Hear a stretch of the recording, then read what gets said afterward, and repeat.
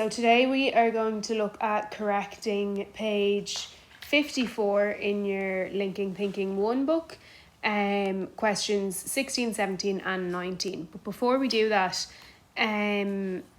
let's just have a quick recap on what we've looked at so far with angles.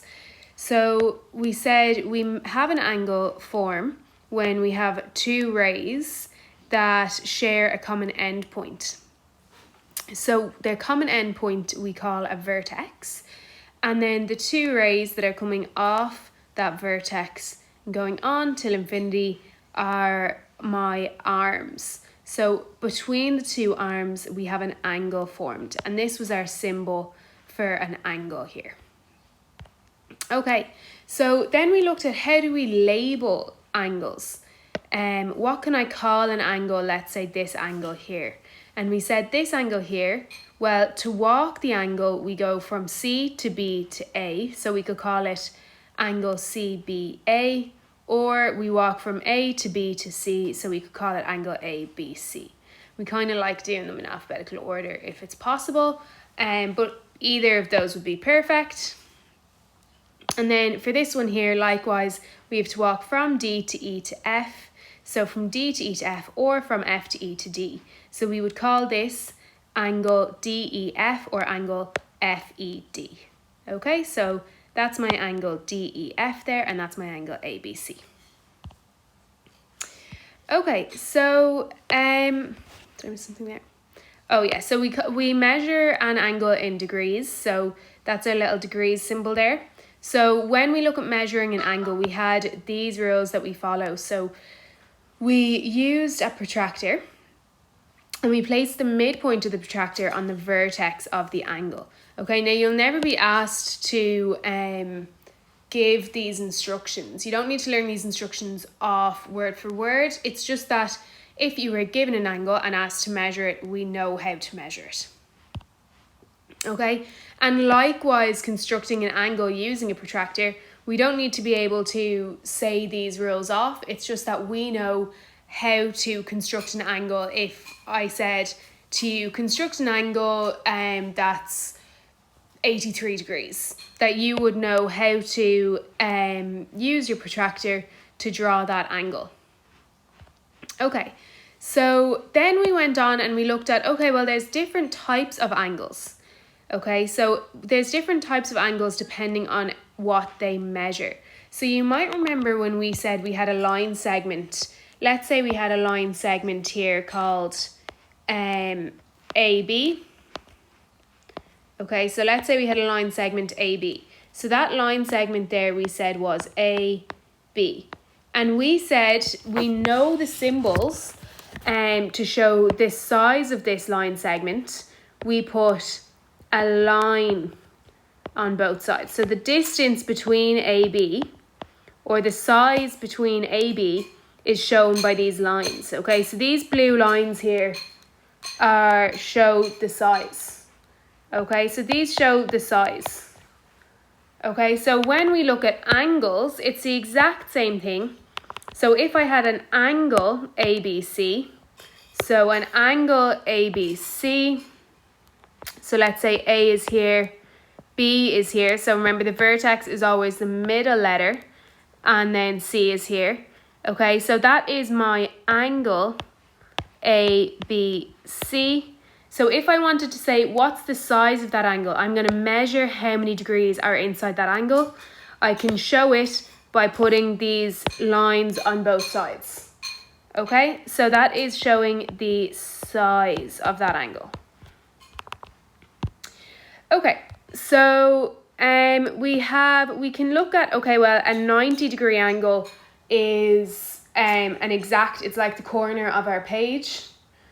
Then a straight line is like two 90-degree angles. And then if we look at, okay, well, actually, instead of looking at this 90-degree angle, but we go the whole way around that on the opposite side, that's 270 degrees. So we're adding 90 degrees on every time. Okay, and then in a full circle, we have 360 degrees. Okay, so we looked at these different types of angles. So we said an acute angle was between 0 and 90 degrees.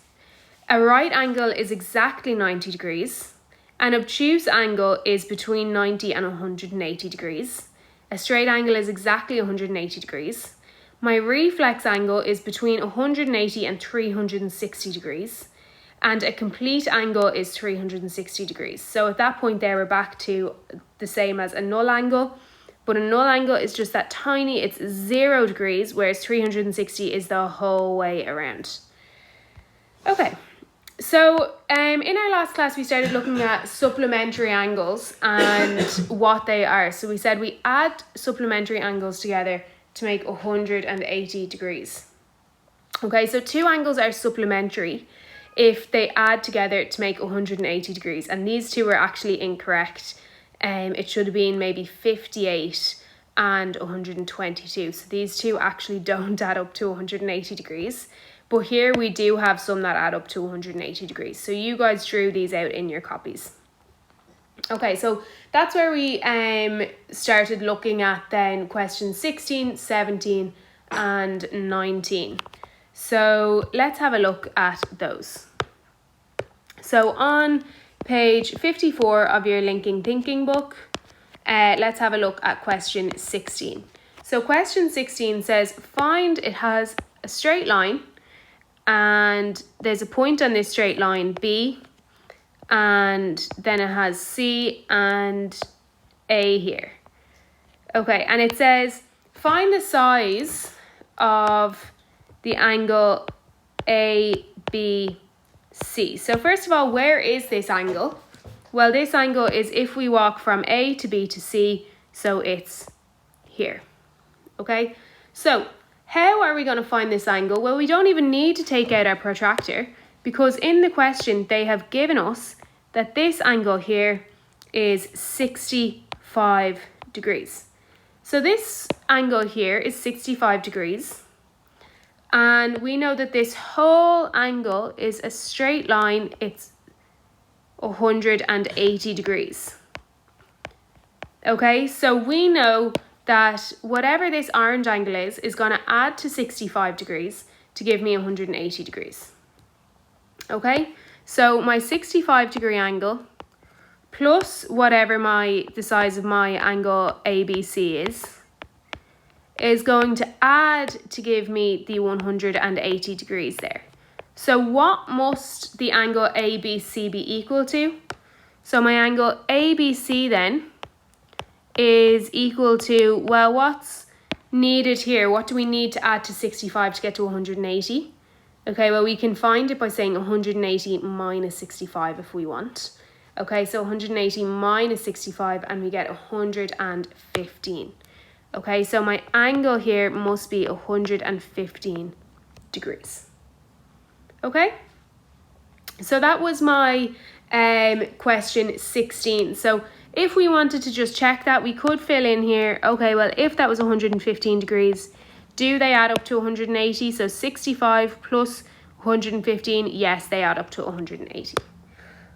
Okay, so let's have a look then at question 17. So question 17 said the two angles below are supplementary angles. Find the size of DEF. Okay, so in this one, it's similar to question 16, but the angles aren't attached to each other. Okay, so we have an angle here. So just as an exercise, maybe, how could we name this angle? What could we label this angle as? That's 111 degrees. What could we label the angle as if we wanted to name it? Well, we could label that as angle BAC, or we could label it as angle CAB. Okay, so if I wanted to say the size of this angle is 111 degrees, how would I show that? Well, I'd put my lines on either side and I'd say is equal to, so the size of my angle BAC is equal to 111 degrees. Okay, but that's not what it's asking us. It's asking us to find the size of my angle DEF.